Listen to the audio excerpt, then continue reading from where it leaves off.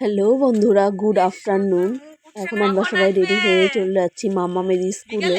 মাম্মামের স্কুলে চলে এসেছি। এখন ঠাকুরটাকে বিসর্জন দেওয়া হবে।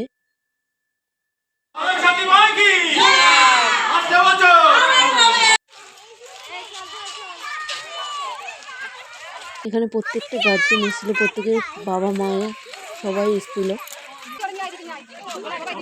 আর এখন ঠাকুরটাকে ঘুরিয়ে জলে দিয়ে তুলে নিয়ে রেখে দেবে।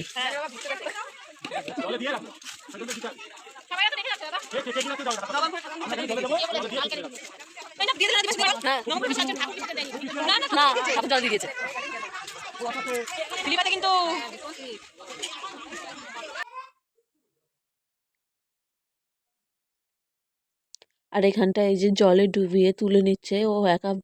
ঠাকুরটা জলে ভেজানোর পরে না ভারী হয়ে গেছিল, তার জন্য একা তুলতে পারছিল না, দুজনকেই তুলতে হলো। আর এখানে সবাই বলছে যে ওখানে বটতলা আছে, বট গাছের নিচেই রেখে দিতে ঠাকুরটাকে। আর সেখানটাই রাখা হচ্ছে, দুজনে তুলে বট গাছের নিচেই রেখে দিল।